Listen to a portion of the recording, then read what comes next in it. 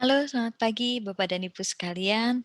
Kita bertemu pada sesi terakhir atau sesi ke-8 pada mata kuliah Perkembangan dan Konsep Dasar Pengembangan Anak Usia Dini. Jadi, pada sesi ke-8 ini kita akan belajar tentang perkembangan sosial emosional serta kepribadian pada anak usia dini.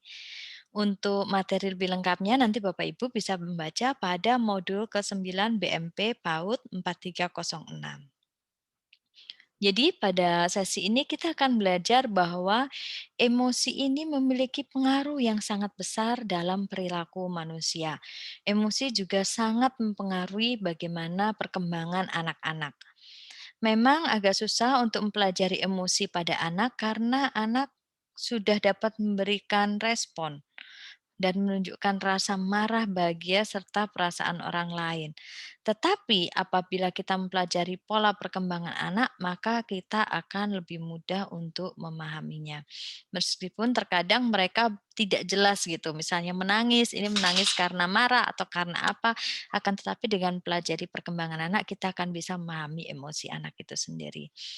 Kemudian perkembangan sosial ini merupakan kemampuan belajar dan tingkah laku yang berhubungan dengan individu untuk hidup sebagai bagian dari suatu kelompok. Jadi itu adalah sekilas tentang perkembangan emosi dan juga sosial pada anak. Untuk lebih lanjut, Bapak dan Ibu bisa membaca pada modul ke-8. Pada sesi terakhir ini, Bapak dan Ibu akan mengerjakan soal diskusi, di mana pada soal diskusi ini akan membahas dua masalah terkait dengan perkembangan dan juga pengembangan sosial, emosional, dan pengembangan kepribadian anak usia dini.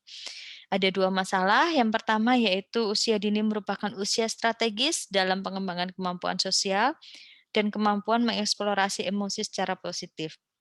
Maka deskripsikan perkembangan sosial yang terjadi pada anak usia dini. Apa saja perkembangan sosial itu?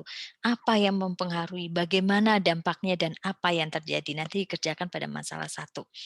Kemudian pada masalah 2 terkait dengan perkembangan sosial pada anak yang ditandai dengan kemampuan anak untuk beradaptasi dengan lingkungan.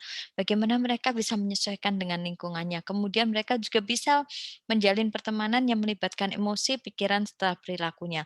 Maka Bapak dan Ibu bisa mendeskripsikan apa ruang lingkup perkembangan sosial emosional bayi ini hingga anak berusia 6 tahun. Kami mohon Bapak Ibu dapat berpartisipasi aktif untuk mengerjakan diskusi sesi 8 ini.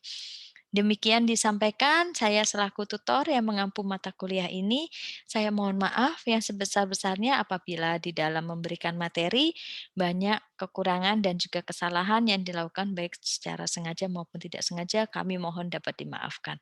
Demikian disampaikan Bapak dan Ibu sekalian.